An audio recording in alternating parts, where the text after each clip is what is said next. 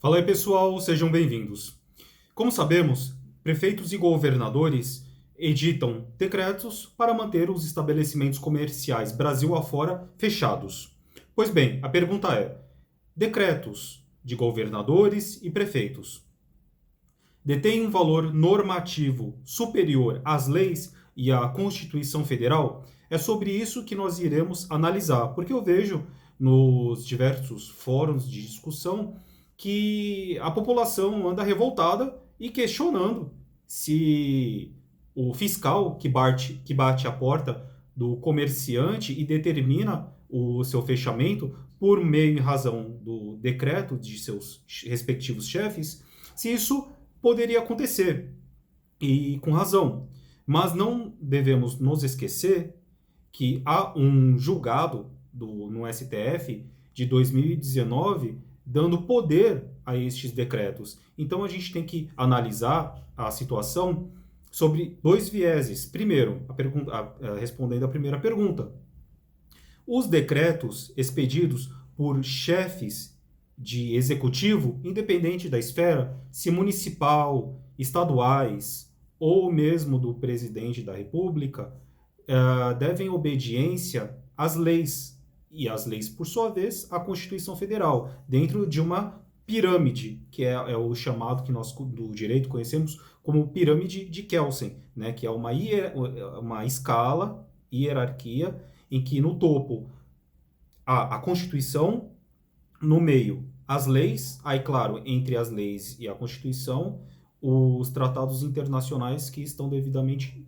incorporados ao ordenamento jurídico. Bom, abaixo das leis vem todos os demais atos normativos secundários, que são esses expedidos pelos respectivos chefes do executivo. Pois bem, então por que todo esse alvoroço? Como sabemos, o STF, lá em 2019, no pretexto de conter a pandemia e dar uma resposta política até, à administração, gerenciamento de combate à Covid-19, descentralizou o poder de gerência, que seria da União, para os demais entes da federação, ou seja, Distrito Federal, estados e municípios, por meio de seus chefes do executivo. Tá? Então é por isso que os fiscais, até então, e os agentes de segurança pública estão, em tese, amparados por estes decretos, no qual cada governador ali, localmente, exerce o seu poder, né? Muitos até costumam brincar aí, pequenos tiranos. Pois é, de certa forma, isso é real. Bom, então, a decisão do STF, essa decisão do STF que descentralizou o poder de combate à Covid-19, ela foi, quando decidida, ela teve um efeito erga omnes, quer dizer, um efeito para todos. E a ser regulamentada, essa decisão do STF por decretos, que são estes que eu acabei de mencionar. Tá? Aí também vem uma terceira pergunta: e qual seria o meio judicial, claro, cabível para que o cidadão ele possa se resguardar no direito ao trabalho e até mesmo de ir e vir? Porque ir até o seu estabelecimento, abrir para poder trabalhar, acaba resvalando nesse direito também, que é são assegurados pela Constituição Federal como cláusulas pétreas. Bom, seria o mandado de segurança.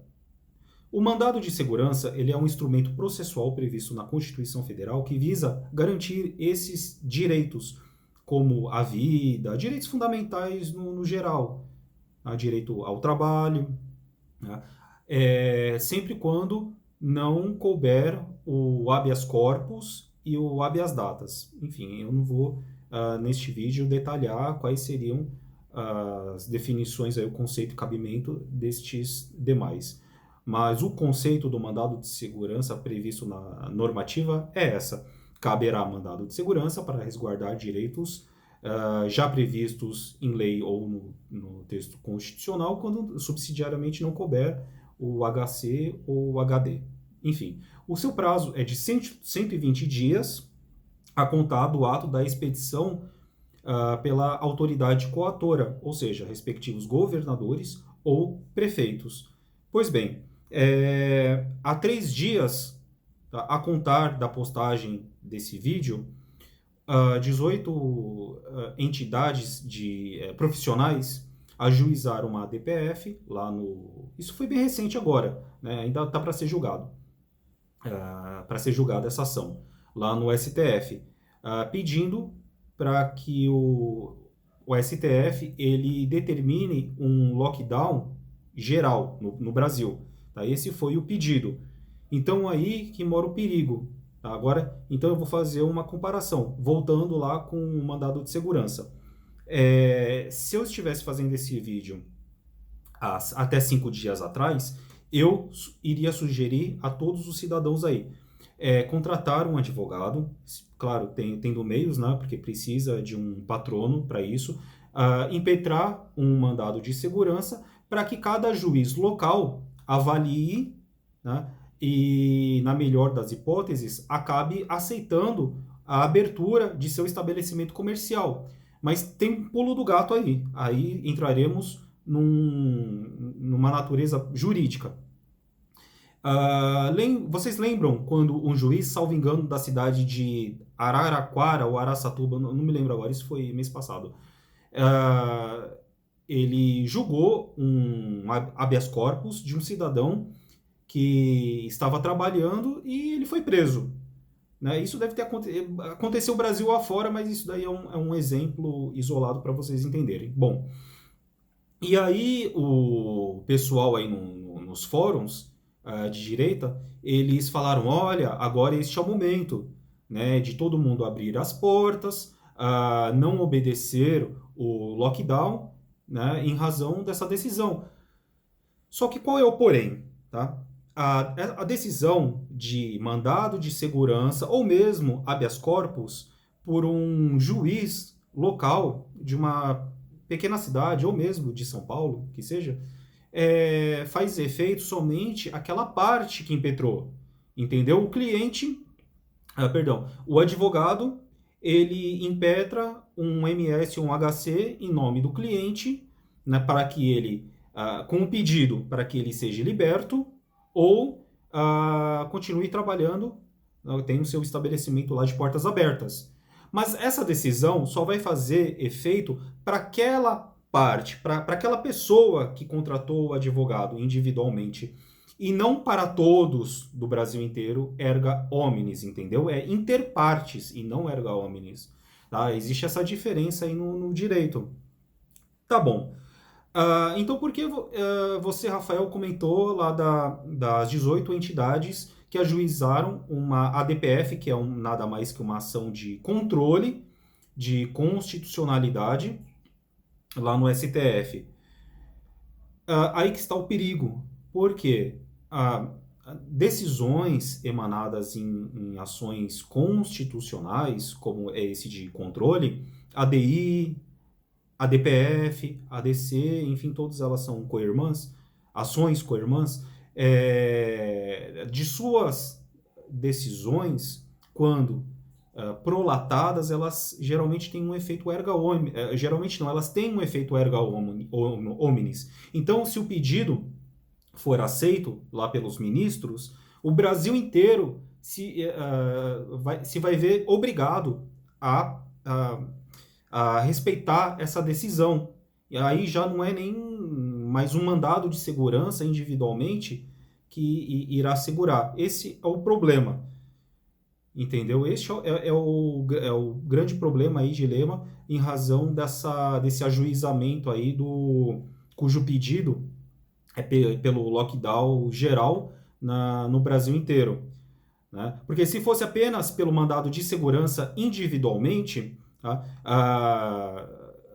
Com várias interposições aí, Brasil afora, claro, que alguns seriam indeferidos, né? Não seriam aceitos. Mas tantos outros, ao ser deferidos, quer dizer, julgados procedentes, iria assegurar um pouco ao Brasil esse prejuízo econômico, né, que sabemos que, em razão do distanciamento, lockdown, fechamento geral aí do comércio, vai acabar causando um prejuízo econômico ao Brasil de médio a longo prazo. Isso vai acabar impactando também no orçamento, né, do Brasil agora. Em abril, o presidente da República tem que apresentar, quer dizer, todos os poderes, demais poderes aí, apresentar ao Congresso Nacional o orçamento. Tá? Só que para ter um bom orçamento, né, investimentos e tudo mais, o Brasil ele precisa recolher imposto, precisa ter caixa. Né? E aí se recolhe imposto de quem? Dos cidadãos, que são a base da sociedade, né? Representados aí pelo comércio, troca de produtos, serviços, enfim. Então, vocês podem me perguntar, então, como fica? Pois é, em razão dessa ADPF, que as entidades dos trabalhadores ajuizaram no STF, fica bem complicado. Né? Fica bem complicado, principalmente se eu acho que o STF vai acabar dando um posicionamento ok aí. Eu acho, pode não ser também. Né? Aquela coisa que eu sempre repito, falo. Cabeça de juiz, quer dizer, de ministros, porque muitos ali nem passaram no concurso público, cabeça de juiz a gente nunca sabe o que vai sair. Né? E há um princípio da segurança jurídica consagrado na Constituição Federal, mas infelizmente em razão da forma como que a justiça no Brasil é organizada, na prática acaba acontecendo aí uma insegurança jurídica. Né? Bom, pessoal, vamos ver aí o resultado disso, o deslinde desse problema, e eu vou acompanhando. Assim que sair alguma coisa, eu irei atualizá-los, tá bom? Muito obrigado e até mais.